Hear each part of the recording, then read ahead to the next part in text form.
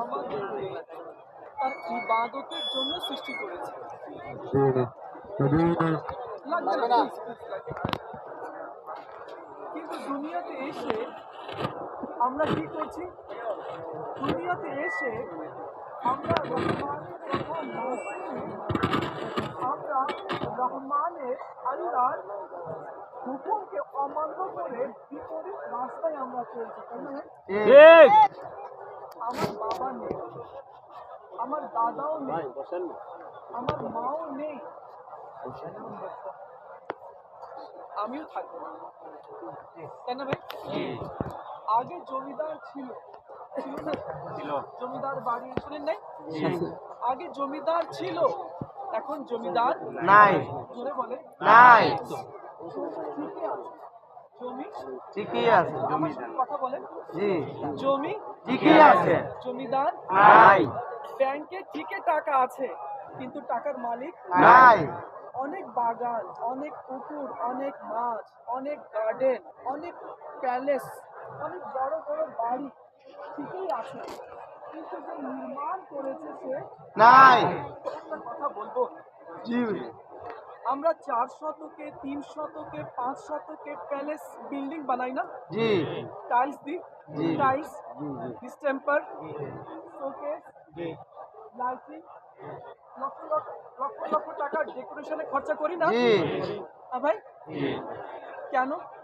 সুন্দর লাগে, সৌন্দর্যের জন্য, আরামে থাকার জন্য, তাই না ভাই? জি, তার মধ্যে কোটি টাকা পর্যন্ত যা, জোরে বলেন চলে যায়, চলে যায়। ভালো কথা, আপনি বানান, দরকার আছে, আরামের জন্য, শান্তির জন্য, রিল্যাক্সের জন্য দরকার আছে, কিন্তু ভাই আপনি 4 শতকের এত বড় বিল্ডিং বানালেন, লাইটিং করলেন, পেন্টিং করলেন, স্ট্যাম্পার করলেন, শোকেস দিলেন, ডেকোরেশন দিয়ে সাজালেন। ও আমার ভাই, এটা 4 শতকের ছিল, 5 শতকের ছিল, তাই না? আর ওই যে বাঁশ বাগানে যে 3.5 হাত যে ঘর একটা আছে,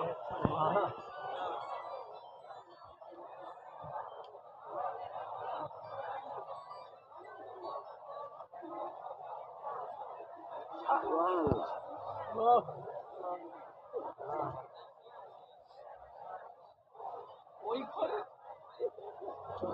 ওই ঘরের চিন্তা নাই, এখানে তো থাকবো না, থাকবো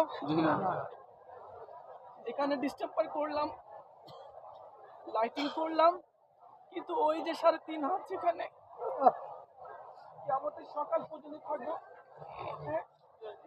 লাইটিং করেছি, একটু জোরে বলেন, না, না, পেন্টিং করেছি, না, এখানে মশা কামড় দিলে আমরা কি করি বলেন? কয়েল জ্বালাই, মশারি লাগাই না? কেন?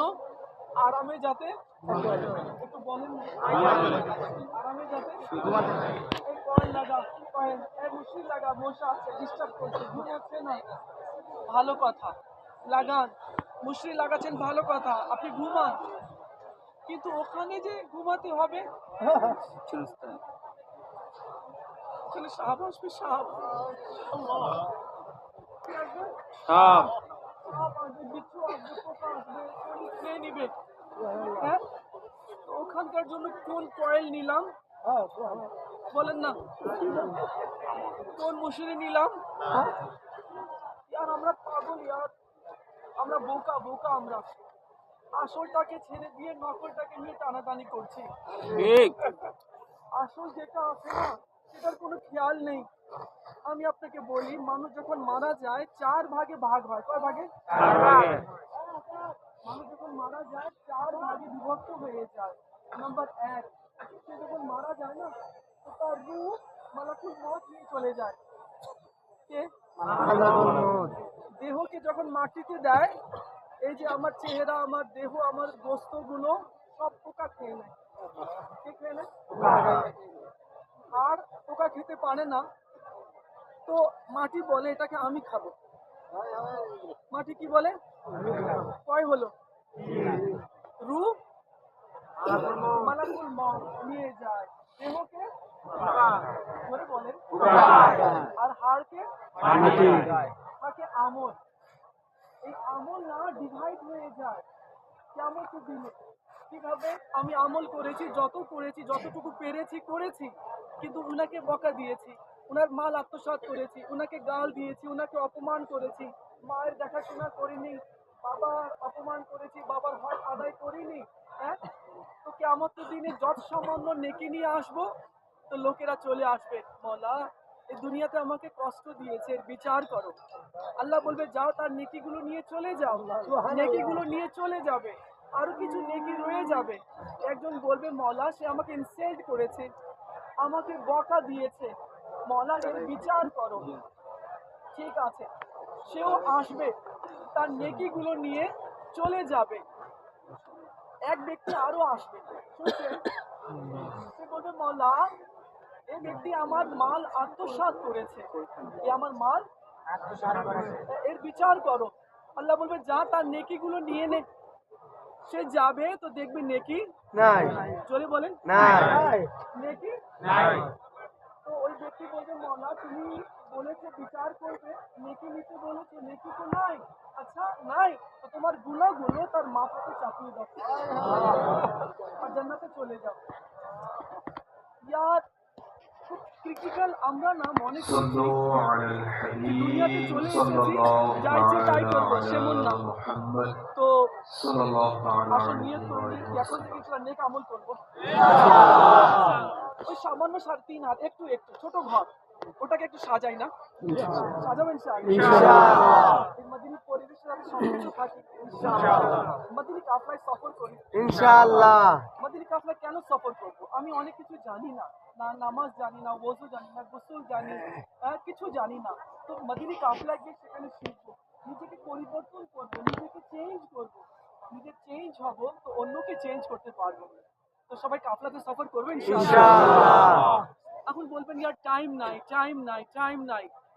আচ্ছা মত যদি চলে আসে তো মতকে বলতে পারবো একটা কাজ করেন 1 মাস পরে আসেন, আমি রেডি হয়ে যাই, হবে?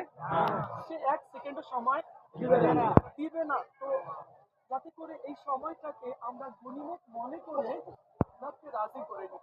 সে যদি রাজি হয়ে যায় না তো ইনশাআল্লাহ জান্নাতি দুলা বানিয়ে জান্নাতে প্রবেশ করে দেবে।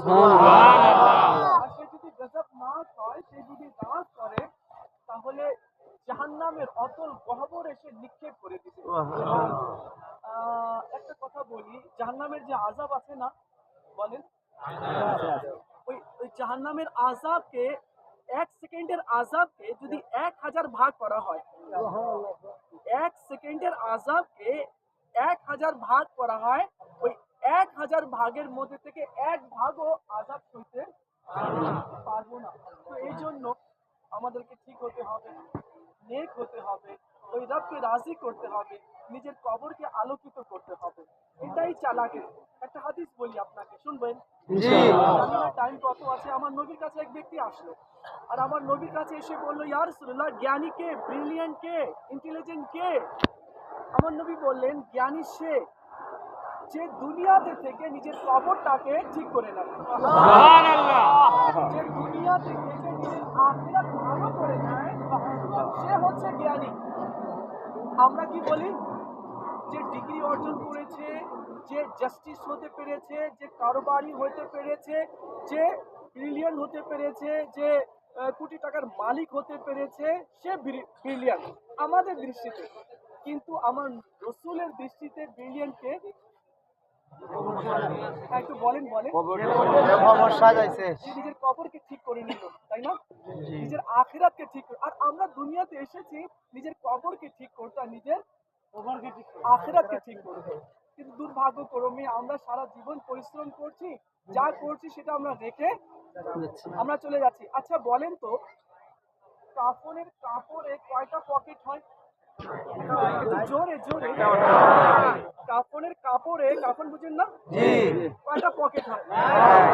এক বুজুর্গ বললেন কি সারা জীবন তুমি মাল কামালে, সারা জীবন ভ্রমণ করলে, সফর করলে মালের জন্য, বিজনেস করলে ধন সম্পদের জন্য, এত টাকা, এত বাড়ি, বিলাস বহল গাড়ি, যা কিছু করলে, হ্যাঁ, শুধুমাত্র একটি কাপড়ের জন্য।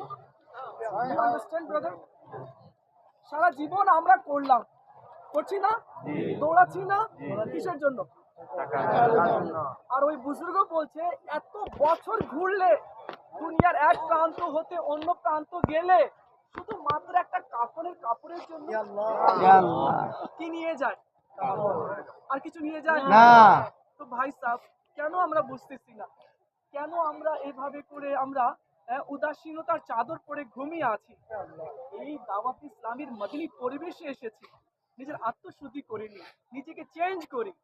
আচ্ছা, কোনো মল, সিটি সেন্টার মলের মধ্যে সিসি ক্যামেরা থাকে, তো আমরা কি সেখানে দুষ্টামি করি? না। একটু জোরে।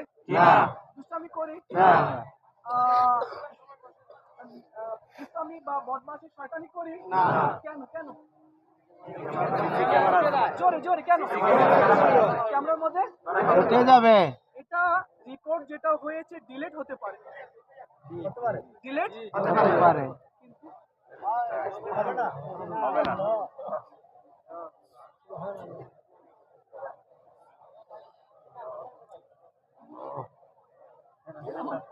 এই যে লিখছে, এটাকে ডিলিট হবে? ইয়ার আমরা কি আছি ইয়ার, আমরা বুঝি না ইয়ার। হ্যাঁ, এটা কখনো ডিলিট হবে না। ওই সিসি ক্যামেরার দুষ্টামি করছি, অপরাধ করলাম, ডিলিট হতে পারে, মেবি হতে পারে, কিন্তু এটা মিথ্যাও লিখবে না। এই জন্য টাইম ইজ ভেরি শর্ট, খুব কম সময় আছে, আসে নিজের রবকে রাজি করি, সারেন্ডার করি। আচ্ছা, একটা প্রশ্ন উত্তর দিই। আমি অপরাধ করলাম, কোর্টে গেলাম, আমার জুরুম, আমার অপরাধ কি হলো? আমার অপরাধ হয়ে গেল কি, হ্যাঁ এই অপরাধ করেছে, অপরাধ প্রকাশ হয়ে গেল। জজ কি করে? সাজা দেন। জজ কি করে? সাজা দেন। বলেন। সাজা দেন। জজ জিজ্ঞেস করে তুমি কি এই কাজ করেছো? জি। এই অপরাধ করেছো? আমি অপরাধ করেছি, জি জজ সাহেব আমি করেছি। তো জজ কি বলে? যাও, ছেড়ে দিলাম? না। দেয়? না। সবাই বলেন। শাস্তি দে। লিখে দেয়, শাস্তি লিখে দেয় না? জি। এটা দুনিয়ার আইন। আর আমার রবের আইন, আমি বলি মৌলা আমি অপরাধ করেছি, আসমান ভরে দিয়েছি গুনাহ করে, জমিন ভরে দিয়েছি গুনাহ করে, মৌলা মাফ করে দে। আমিন। আল্লাহ বলে যা রে, তোকে মাফ করে দিলাম। আর এমন মাফ করলাম যেন তুই আজই মায়ের পেট থেকে জন্ম গ্রহণ করেছিস। আমার রবের নাম হচ্ছে রহমান এবং রহিম। হ্যাঁ, তো ওর দরবারে পাপ নিয়ে গেলে, গুনাহ নিয়ে গেলে মাফ করে দেয়। হ্যাঁ, তো আমরা গুনাহ করার পরেও কেন মাফ চাচ্ছি না? ও তো, আচ্ছা জানেন তওবার দরজা কত বড় জানেন? 70 বছর যদি একটা ঘোড়া দৌড়ায়, বলেন কত বছর? একটা ঘোড়া দৌড়ায়, যত দূর যাবে তার চেয়ে বড় আল্লাহ জমিন আসমান সৃষ্টি করার পর পরেই আল্লাহ তওবার দরজা খুলে রেখেছে। আচ্ছা, এই তওবার দরজাটা কার জন্য খুলে রেখেছে? একটু সবাই বলেন। তো সে রহমান না, সে রহিম, আমার জন্য আপনার জন্য খুলে রেখেছে। খালি আল্লাহ বলে মাফ তো ছাড়ে, আমি মাফ করি। হ্যাঁ, কিন্তু আমরা ইয়ার কোথায় পড়ে রয়েছি? আল্লাহ তাআলা বুঝার তৌফিক দান করুক। আমরা ইজতেমাতে এসেছি, খালি এসেছি, খালি জোরে বলেন, খালি ইনশাআল্লাহ রবকে রাজি করে যাব, আমার নবীকে রাজি করে যাব ইনশাআল্লাহ। আর যারা যারা মদিনী কাফলার নিয়ত করছেন, আমি বলবো মদিনী কাফলায় সফর করুন, ইনশাআল্লাহ আশিক রাসূল হয়ে যাবেন।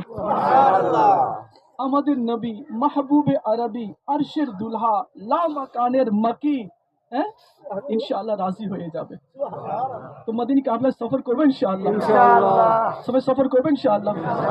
আমাদের মাকতাব আছে, কেউ যদি কোর্স করতে চায় কোর্স করে নিন, কোর্স করে নিন, কাফলা সফর করে নিন, তো ইনশাআল্লাহ আজ্জাওয়াজাল ইহকাল পরকাল ইনশাআল্লাহ ভালো হয়ে যাবে ইনশাআল্লাহ। তো কারা কারা নিয়ত করছেন? ইনশাআল্লাহ। এটা আমার জন্য নয়, এটা আপনার জন্য, আপনার ভালোর জন্য। তো আমরা ইনশাআল্লাহ আজ্জাওয়াজাল দোয়ার পরে যারা যারা নিয়ত করেছি, আমরা ইনশাআল্লাহ কাফলা মাকতাবে যাব, নিজের নাম লিখিয়ে দেব। যদি ইনশাআল্লাহ। সফর করতে না পারি কিন্তু সওয়াব তো পাবো না ইনশাআল্লাহ। আর আমি কি, আচ্ছা একটা কথা আছে, আপনারা অনেকেই জানেন কেস হয়, হ্যাঁ, জজের কাছে যখন যায় ডাক দেয় না, অমুক হাজির হও, বলে না? জি। তো অপরাধী, হ্যাঁ, ও মানে ওর বুকটা কি করে, জানি না কি হবে, দৌড় দিয়ে যায়, মাথা নত, জানি না আমার জন্য কি ফয়সালা হবে, তাই না? এটা তো দুনিয়ার। আর ওই এখান থেকে তো যদিও শাস্তি হয়তো বের হবার বলেন ব্যবস্থা আছে, বা সাজা করে বের হতে ওখান থেকে ওখান থেকে তো ইয়ার ওটার জন্য কিছু করতে হবে। জানি না কে কতটুকু নেক আমল করতে পেরেছে। তো আসেন আমরা নিজেকে চেঞ্জ করি, নিজেকে আমার নবীর সুন্নাতের আয়নাদার হয়ে যাই। তো যাবো ইনশাআল্লাহ কাফলাতে, ইনশাআল্লাহ। আমার এখানে জিম্মেদার ইসলাম ভাই আছেন, তো উনি আপনাদেরকে ইনশাআল্লাহ নিয়ে যাবেন, আর নাম লিখে দিবেন। যাবো ইনশাআল্লাহ না? ইনশাআল্লাহ। আপনি যান, প্লিজ আপনি যান। ওখানে দুনিয়ার কিছু শিখাবে না, আমি যা বলেছি এগুলি আপনাকে সেখানে বলবে, আপনাকে শিখাবে, আপনাকে বুঝাবে। 3 দিন 12 দিন কোর্স হবে, আপনাকে পুরো শিখিয়ে আপনাকে ছেড়ে দিবে কি যান এবার আমল করেন। বাড়িতে যাবেন, আপনার ঘর জান্নাতের টুকরা হয়ে যাবে ইনশাআল্লাহ। আমি চাই না আমার ঘরে সবাই চেঞ্জ হোক, আমি চাই না আমার স্ত্রী জান্নাতে যাক আমার সাথে, আমার ছেলে মেয়েরা যাক। তো এই পরিবেশে থাকবো ইনশাআল্লাহ, এই পরিবেশে থাকবো, মদিনী কাফলাও যাবো ইনশাআল্লাহ। আমার দোয়ার পরে জিম্মেদার ইসলাম আপনাকে নিয়ে যাবেন, তো সবাই কাফলাতে ইনশাআল্লাহ নাম লিখিয়ে দিবেন, ঠিক আছে ভাই? ইনশাআল্লাহ।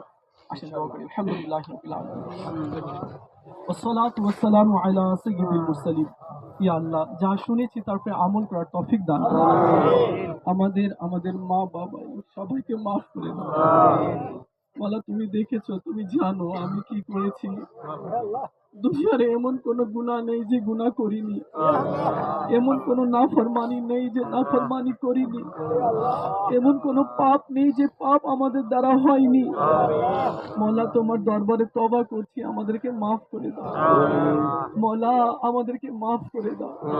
আমাদের এই ইজতেমাকে কবুল করে নাও, যারা এখানে এসেছে সবাইকে কবুল করে নাও।